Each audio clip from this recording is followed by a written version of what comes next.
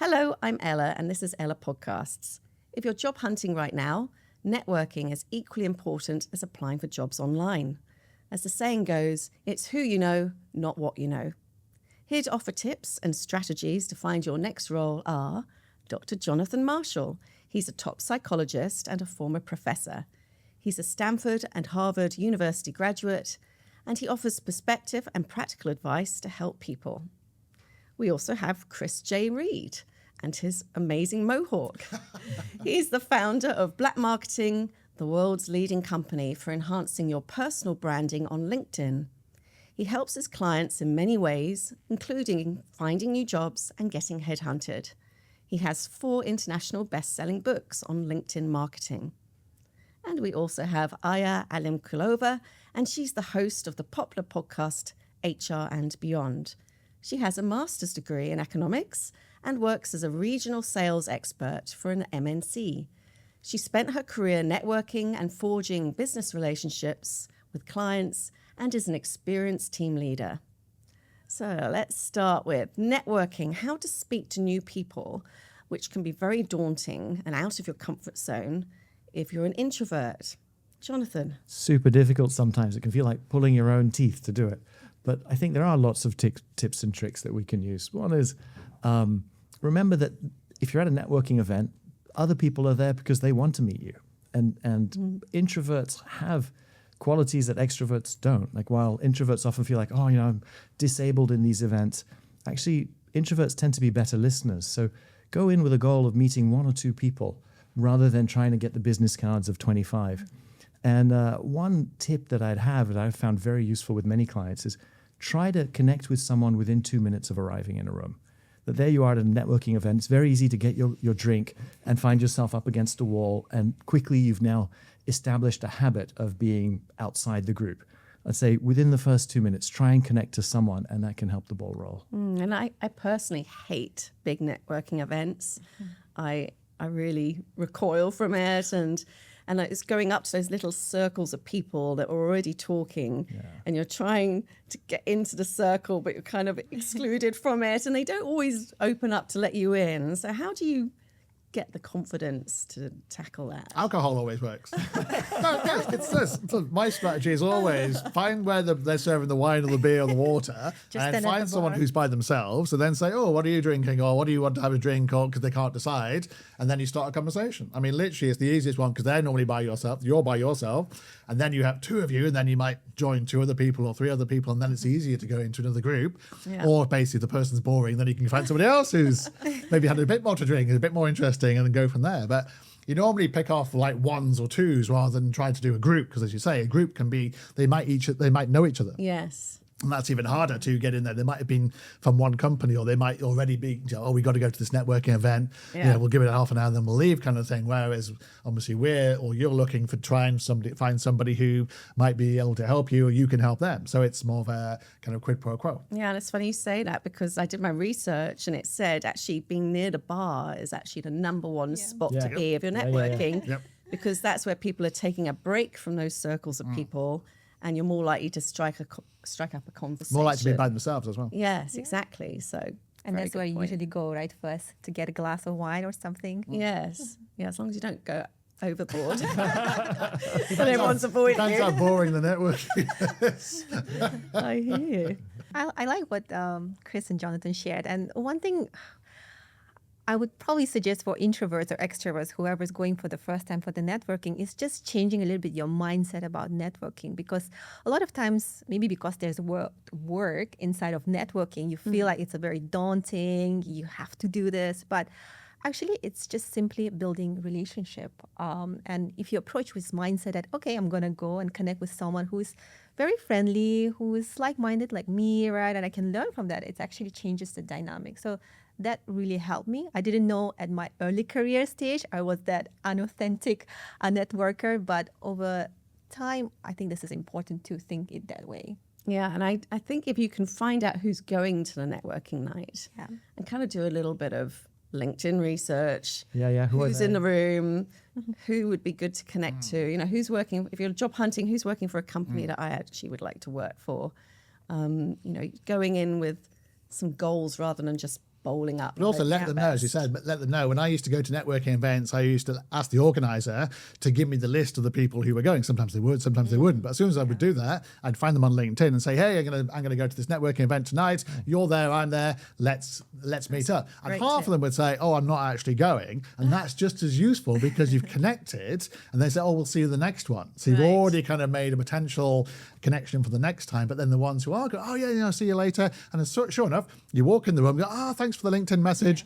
And then you're off and running. So it is good to actually break the ice outside of the networking before you get there. Yeah, that's a great tip. One thing I think is really good is, and this is where Chris excels, is giving someone an easy way to introduce themselves to you, like going up to Chris and going, "That's an amazing haircut." Yes. And then, We can't all do that though, Jonathan. No, but you can wear I'm sorry. a pink outfit, for example. Barbie pink jacket. Lumberjack shirt, or have nice cool glasses or something. Yeah. You just need something that someone can say something nice about you, and then you're off in a conversation. So or you nice can do shoes. vice versa. If they're wearing a really boring sure. suit, if they're really boring suit and like a white shirt, it's like, what are you going to do with that? I'm supposed to do they've got a bald head or something. So you've got to stand out a bit in your dress choice. Something so that somebody who wants to connect with you has an easy way of doing it. Correct. A buddy of mine shows up with an Australian, the national flower of Australia. Apparently it's enormous. It's a huge flower, and he just pins it on his What belt. is the national flower? Apparently it's very big. That's all I know.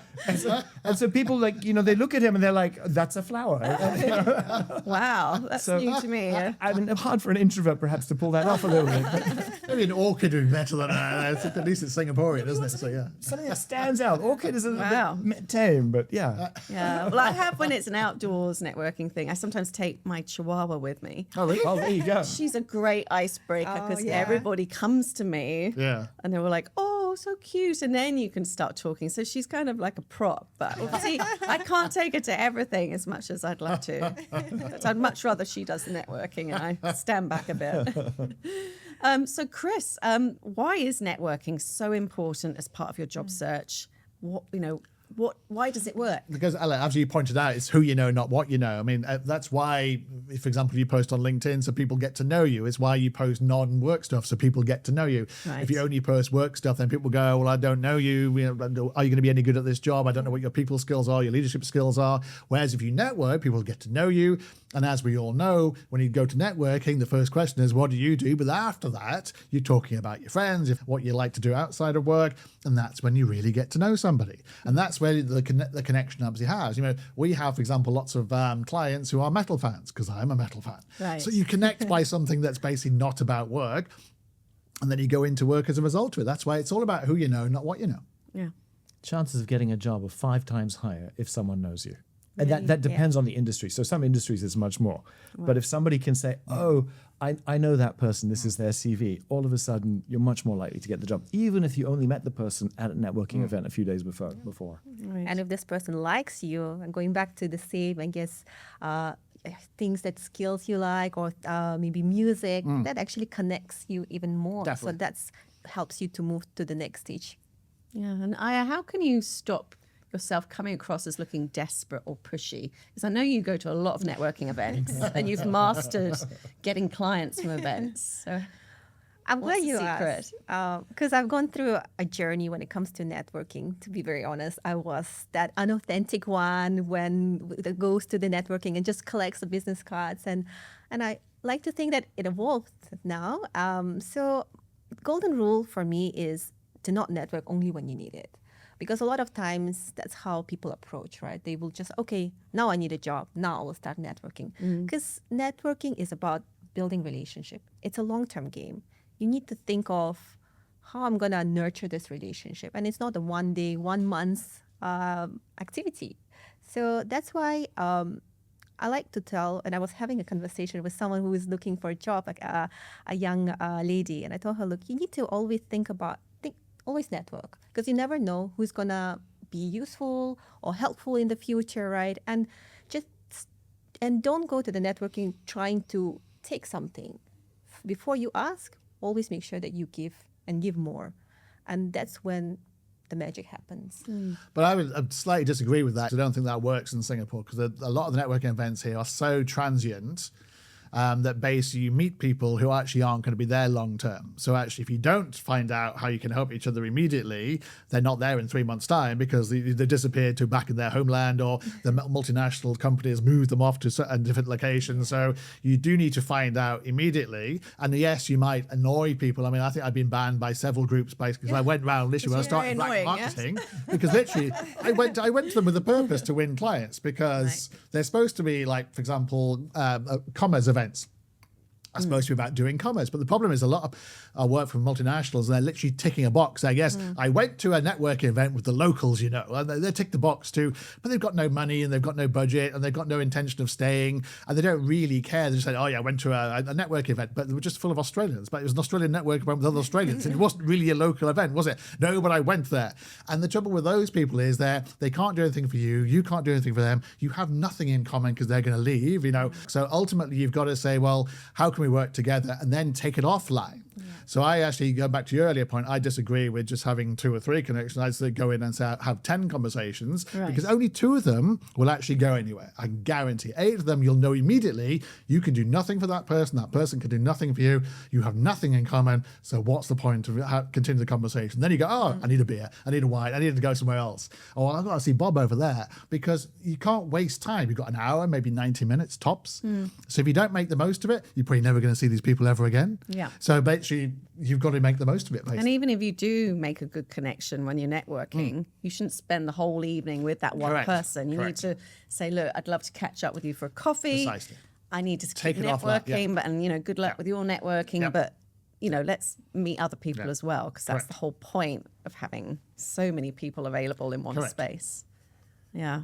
And again, the sort of the research suggests contact them within 2 days. Follow up mandatory within 2 days. Just send them something, and if you had a nice conversation about whatever the 𝐟𝐨𝐫𝐞, like send them an article or something that can relate to it, to say I actually listened to what you said. That I think is a pretty good rule. I think it's a fantastic idea, Jonathan. And what I tend to do is find out if they like metal, and then I suggest them. No, I actually suggest them, like just suggested to Ben, for example. Oh, there's a metal show on tonight or tomorrow. Here's the details. If you want to go together, I'm going with a couple of mates. Do you want to join us? And then you're going to go, oh, he listened to, like, say, he listened to what I said. He likes metal. Oh, I'm not available then, but I'll look out for the next one. And then you've already found a common theme where you can help that person find out about the next show, for example, and you might go together and something might happen as a result of it. And I also think you need to pick your events wisely, because there's always a million get-togethers going on, and you need to pick one that really makes sense for you. So a mistake I made when I started doing my job search, and as you said, I'm somebody, because I hate networking, I'm only doing it now, I'm looking for a job.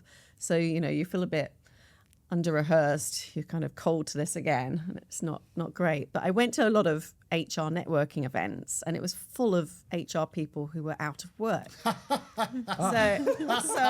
actually I came away, and after each event I was feeling more panicky, because people were saying, yeah, I've been out of work for a year, I've been out of work for 2 years, and I'd be like, my God, I'll be working on a street corner if I'm out of work for a year or two. So it actually didn't help at all with my job search, apart from if I was approached for a role which I knew wasn't right for me, but I thought of somebody from those events. I did say, look, I'm going to connect you with so-and-so because I think she'd be a good fit. And I sometimes find at networking events, I personally feel like I connect lots of people because I've obviously been in Asia for so long, but I don't know how much I get out of it other than helping loads of other people. That's why you do have to be ruthless, I think. I think when I first came to Singapore, because I didn't know anybody, I went to every single network event. When I created black marketing, I went to all the ones I could potentially find clients. But then during COVID, I actually stopped doing that and decided to meet people individually instead. And I haven't gone back to the networking events now. So I tend to turn down network events because then I found out they were actually a waste of time. Because 9 times out of 10, actually no, 99 times out of 100, the person you were meeting, you couldn't help and they couldn't help you. And they weren't even going to be in the country anymore anyway. So literally it was a waste of time. And you were doing it, it's like, I've done something. I went to this networking event. It was very productive. It's like, well, it wasn't productive at all. You didn't pick up any clients from that. You found no one who's going to be a long-term friend, associate, partner, anything at all. So you do have to be very, very ruthless, I think, in terms of it. And I much prefer one-on-one networking. So I'll pick somebody on LinkedIn, for example, and say, do you want to have a beer? because that way people can say yes, they can say no, but at least you know where you stand with that particular person. But you researched them, you found out I can help you, you can help me, and that to me, that's quality networking, because it could last for 2 hours, for example, as opposed to the kind of like the butterfly effect of like a networking event where you literally have to go, oh, I'm going to miss out on that person over there, I'm missing out on that person over there, and that's what you think. You're talking to this person here, like, oh, you're not going to help me, but that person over there might be able to help me. He looks more interested in this person over there. And then you go over to that person and they can't help you either. And you go, oh, I should have stuck to that person over there. So you just touched on LinkedIn and sending in-mails to people. So what would be your top tips for using LinkedIn as your networking vehicle? I mean, try to find a topic of conversation that you both engage with. Try and comment on their content or see if they comment on yours. So I have a rule that if they comment on my content, then I will then send a message saying, thanks for commenting on my content, let's connect. Because 99 times out of 100, they'll say yes. Unless we're having a disagreement on the content, they normally say yes. Oh, I know you. You're both live on LinkedIn. Only 1 in 3 people are live on LinkedIn at any one time, any 1 month. So they're live on LinkedIn.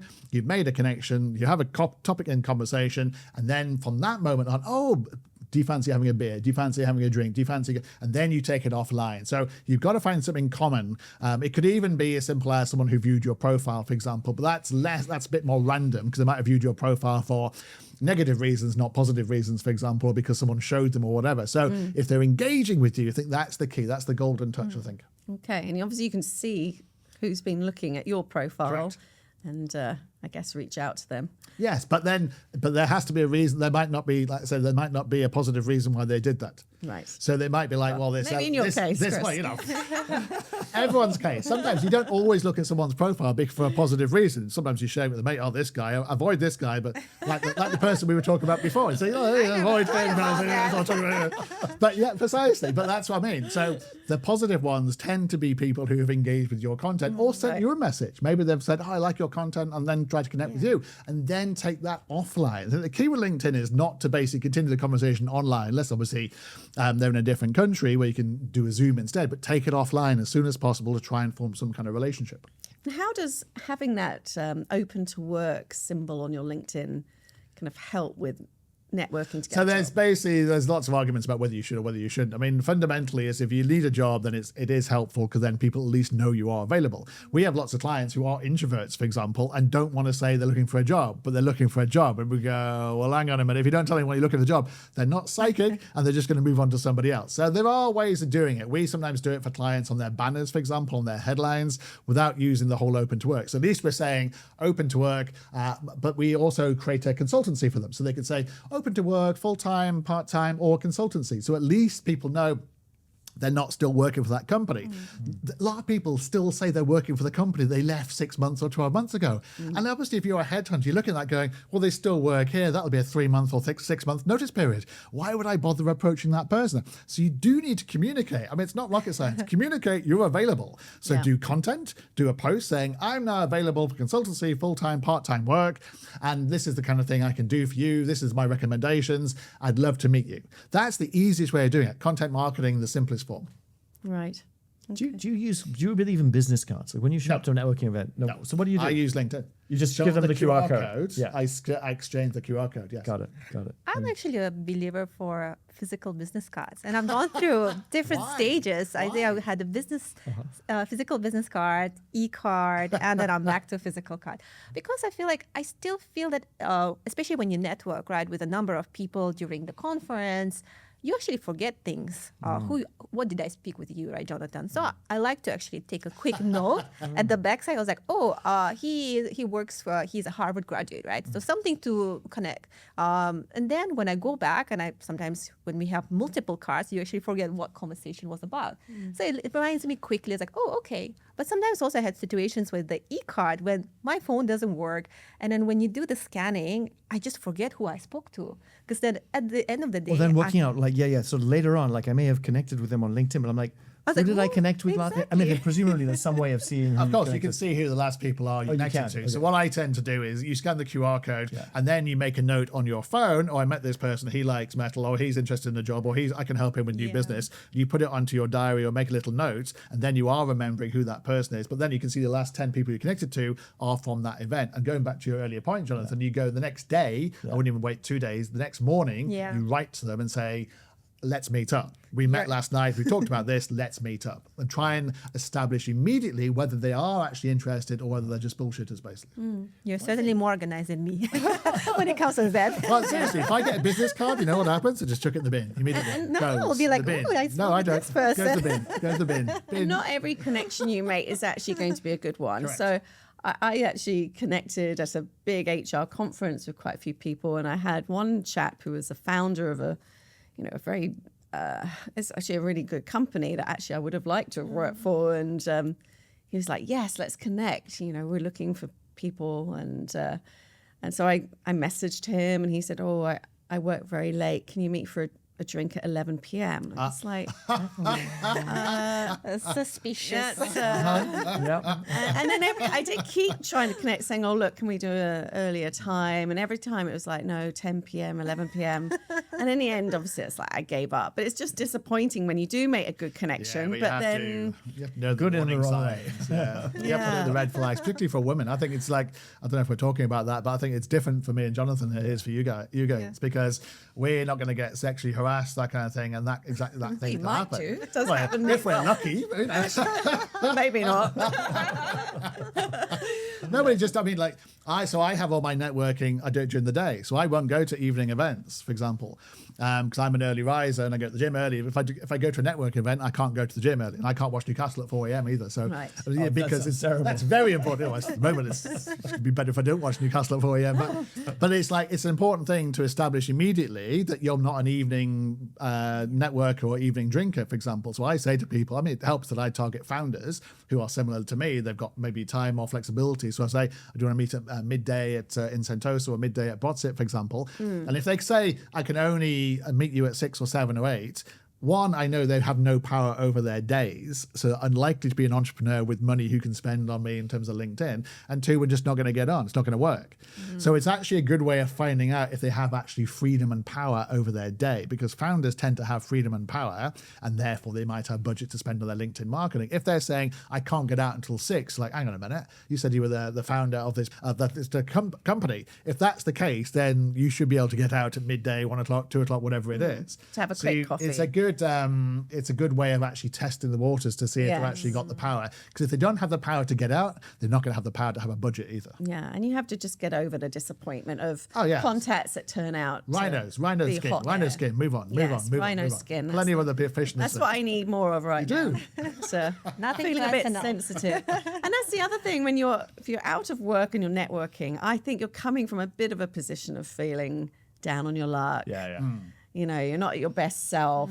You don't interview as well. The long. Yes. It's good to remember, like, at least in the United States, it takes 5 months typically to find a job. That's Right. the average. And so to know it can take a long time. Is it taking longer now, Jonathan? I don't know if it's changed. Because I think it does. I was reading some stats the other day saying in the UK, certainly, and Europe, it's taken much longer. For example, in Singapore, they think it's 6 months, I think. So I think America now, because people aren't employing people with this AI thing coming in and basically taking away jobs. I mean, I saw a report the other day that basically said that in the UK, there's more people being let go for AI than actually AI is creating in terms of productivity and jobs. And there's they're down like by 8% compared to the rest of Europe.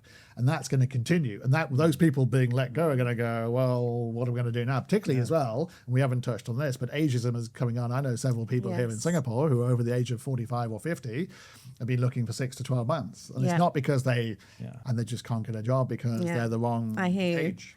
I totally, like myself, I'm hiring for an executive assistant right now. And got an application for someone who sounds super good, 60 years old. And my bias was, I need someone who can educate me more in AI. Is this, a 16-year-old is going to be more filled with AI than a 60-year-old, which sounds terrible. Like, that's just on average, and perhaps this person's different. But I can see in myself the ageism, which is a bit of a concern. Yes. Yeah, and it's definitely an obstacle, and it's unfortunate. You never think that day will come when it affects you, but it does. So For a lot of roles, I'm being told, oh, you're too senior, and you're kind of like, well, in what It's the, way? the euphemism is overqualified, isn't it? A lot of Singaporean HR say you're overqualified, which basically means you're too old. Yes. But they can't say you're too old because there'll be a law next year that basically comes in and basically says you're not allowed to do that. But of course, there's ways around it. They can just say you're overqualified. So, Jonathan, for someone who's maybe lost their confidence and then having to network again, what tips do you have? That's a good question. I think remember that people are looking for others to fill jobs. And remember, you're not sort of going to someone cold who doesn't. They're not going to give you their time of day. They're not going to be at a networking event. They're at least somewhat interested, and that's what you're banking on. Yeah, good words. Any last comments from you, Aya? I would just like to add that rejection is part of the journey, and I think in the age of AI, where there are so many applicants and it's just becoming very, very competitive, the job market. So you just need to have a thick skin and remember that you only need one job. So it is about quality, but going back to Chris, it's also about the quantity now, right? So just don't stop if you had 1-2 rejections. Yeah. And it's a part of the journey. So stay motivated. Yes. Yeah. However you get there. Chris. Yeah, ultimately do it. I mean, that's where LinkedIn really comes in. If you basically send out 10 messages, you will get 5 people who don't read it, and you'll get maybe 3 rejections, but you get 2 people, and you might get a client, you might get a job. It literally is a numbers game. There's no getting around it, and you can't take rejection personally. You're going to get rejection every single day, and you just have to see it as a positive and go, at least that person engaged with me, and then let's move on to the next person. Yeah, great comments.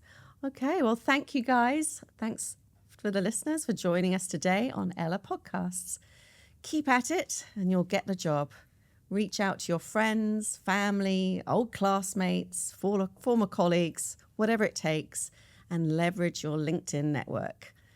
Build those connections, as one conversation can turn into an opportunity for you. If you want to suggest a topic for our next episode, please join our Facebook group at Ella Podcasts and message us. Please rate and share this podcast and subscribe if you'd like to watch more. Best of luck with networking as part of your job search. Sending you a big hug.